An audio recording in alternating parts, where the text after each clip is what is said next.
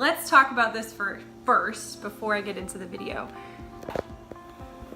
Look at those little babies. This was us when we were in high school. I think this was my senior year, so this is like 10 years ago. Hey guys, what is up? Today I'm going to share with you my education/career journey because this is something that you guys asked me to talk about on my Instagram page. If you don't follow me, it's at Zapanta. Go follow me. And in my stories a couple weeks ago, I asked if anyone would be interested to hear about my story of like how I got into academia, why I'm deciding to like go after this really lofty goal of getting my PhD. I'm gonna try to not get sciencey because when I'm at school or in a research setting, I'm really good at like turning it on and talking all like smart like. And then when I'm talking to you guys on YouTube or on social media, I'm good about just like talking like a normal person. But right now in this video, I'm mixing the two together. So I'm really, really sorry if this is getting confusing. So 100% of you wanted to see this video. And so I'm going to share with you today why I decided to get a PhD.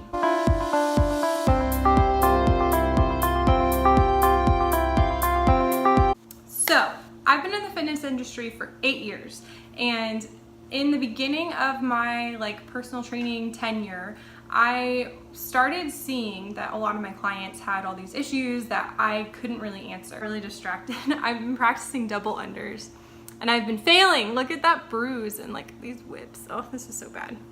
So a lot of my clients like obviously wanted to lose weight. That's something that a lot of people want to do. They wanted to, build muscle, blah, blah, blah. But a lot of them had really serious issues like diabetes and hypertension, and they were dealing with like pregnancy and things like that, all of which I could not answer. I couldn't help them with those things because I wasn't a clinical exercise physiologist. I had no idea about that field. All I knew was about strength and conditioning, which is what my undergrad degree is in. So I took a couple years off in between my undergrad and my graduate work, and I worked as a trainer, I worked as a strength and conditioning coach, I worked in older populations and clinical populations, you name it, I worked it. And I wanted to just kind of like get out into the field and see what was going on. And I was also really sick of homework, and I thought if I'm gonna go through another 7 years of schooling, I should probably take a break first. I don't wanna go into this program being sick of it because that's not gonna go good. So after I took that time off, I went to San Francisco State and I decided to study muscle physiology and get my master's degree in ex-phys broadly, but my research area was focused on muscle phys and spaceflight. So if you're not familiar with like what muscle physiology is, it's just basically looking at how the muscle at a molecular level responds to exercise. And in my case, I wanted to look and see how muscle responded to exercise in a condition of what they call unloading or like microgravity, which basically just means space flight.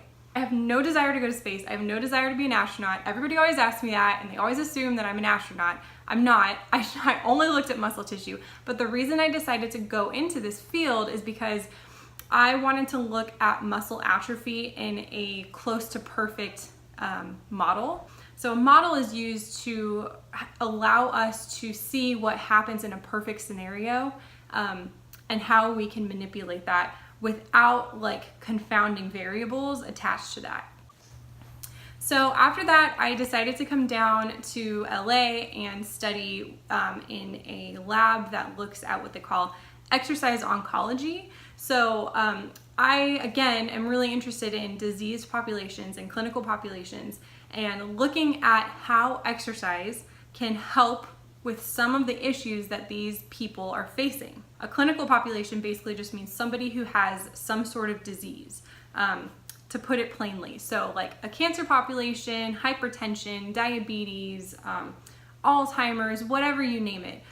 We use the term clinical research because we are, number one, looking at a population that has some sort of disease, and then number two, we're giving them a pharmacological or non-pharmacological dose of something to help them with that disease. So I decided to come down to LA and study with the advisor that I'm with right now because what she looks at is breast and prostate and now colorectal and endometrial cancer, whole bunches of cancers. And what our lab is trying to look at and decipher is how exercise can be medicine in this population. Oftentimes when someone gets cancer and they go through treatment, which would be chemotherapy, radiation, or some sort of drug that they're given either during that time and then after, or after they go through that treatment of chemo or radiation. And these treatments they're very successful in like getting rid of the cancer, but they are often associated with an increased likelihood of other diseases like diabetes and hypertension, and you gain a bunch of weight. So what we try to do in our lab is look at the cancer survivor and say, hey, if we implement exercise into your daily routine for 4 months or however long we're gonna do it, can we see an improvement in some of these issues? Really, really cool, because I've always believed that exercise is medicine, and I'm sure that like intuitively you guys know that exercise is medicine too. And the awesome thing about the research that we get to do is that the term exercise is medicine is not just like this, arbitrary kind of like fluffy, cool sounding term. Like, we're actually proving that exercise is medicine. And when I say prove, like in the research world, you have to be very careful with the terms that you use. You can't say like, we're gonna cure cancer, because we're not. So we are finding in our studies that we've done so far that we can reduce hypertension, reduce insulin resistance, which can lead to diabetes. I was gonna say type 2. Diabetes. We can reduce body fat. We can increase lean muscle mass. All of these things are improving in these populations, which is awesome, because I don't know how many times I've worked with a participant who has a particular type of cancer and who is taking, let's say, hormone therapy.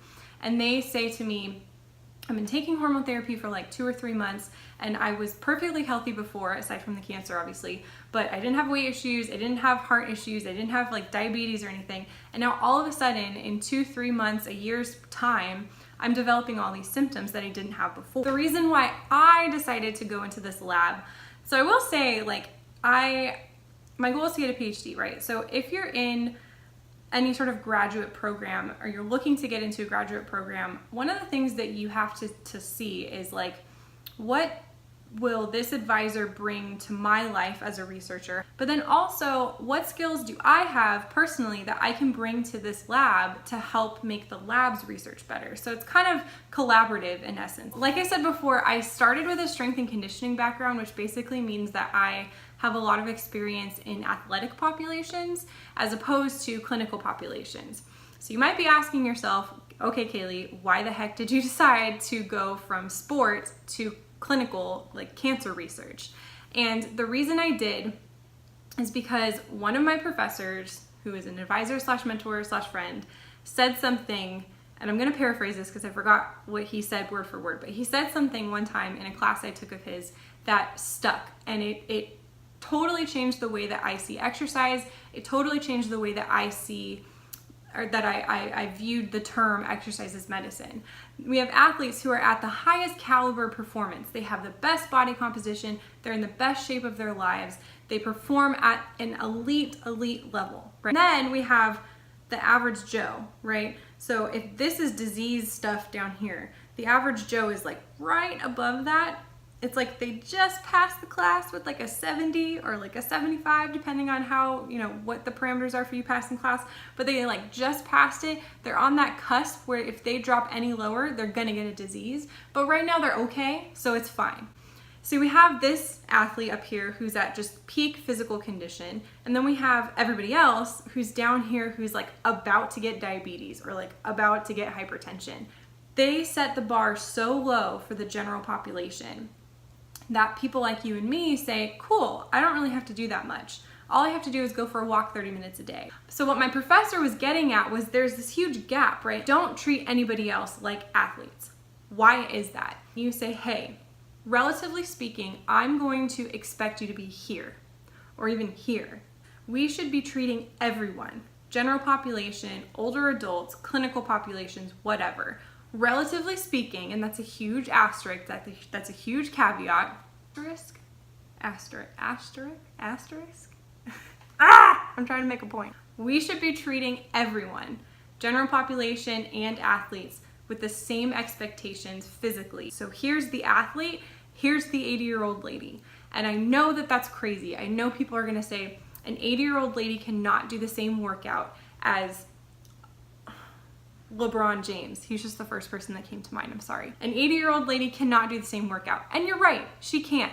But what she can do is a heck of a lot more. So if you look at cancer research and exercise, just as an example, because that is my life right now, if you look at that research, most of these exercise physiologists will prescribe very generic, what they call doses of exercise. And again, it's in a clinical setting, so that dose is kind of like medicine, but it's just exercise. It's just a term that we use. So most people will say, okay, we're gonna do 150 minutes a week of aerobic exercise. Steady state, 55 to 65% of intensity, whatever, very generic. Obviously, you see benefit in some way, shape, or form. However, my question and the reason why I decided to get into the field that I'm in and work in the lab that I'm working in is because I know how different 150 minutes a week of steady state cardio is to 5 days a week of CrossFit. I have a strength and conditioning background, and if you know anything about strength and conditioning, you know that they take their programs very seriously. So when you're coming up with a program for someone like LeBron James, you program his workouts to a T. And we find a lot of really big differences when we manipulate certain exercises and manipulate certain workout programs. So the reason that I am doing this type of research is because I think that we need to manipulate workout programs for cancer survivors. I think that we should be done with 150 minutes a week of steady state cardio, and we need to move on to more effective, athletic-minded exercise programs for these populations. And the reason I think this is because just like a physiologist, I want to look at the micro level, like what's going on in the blood, what's going on in muscle tissue, what's going on in fat tissue. When we manipulate the workout program in these populations, can we see a more effective change? Can we see a more significant change in all of these clinical parameters that are happening and that are dysregulated because of the cancer treatment that they got? Okay, so I hope that wasn't too sciencey. I hope it wasn't. I hope you followed along. But that's basically what I want to do. I have expertise in strength and conditioning. It's been a challenge being in this program because I don't have expertise in clinical populations, and that's a huge setback that I've had to try to overcome over the last year or so. Okay, that's all. That's it. It's just that little thing, you know. Yeah, it's a big lofty goal for sure. I'm 1 year into this program. It's gonna be a while before I have my PhD, but I'm chugging along, and I have some hills to climb, I have some obstacles to face, and there's some uncertainty in that as well, because I don't really know where I'm gonna end up quite yet, but you know, I'm just following the path that God has set out for me and taking it one step at a time. I hope you guys enjoyed this video. If you liked it, please give it a thumbs up. Subscribe for more videos like this, and let me know in the comments below if you want me to talk more about grad school and research, or if you're not interested in it, I'm sorry. We'll go back to budgeting and fitness next week. All right, bye guys.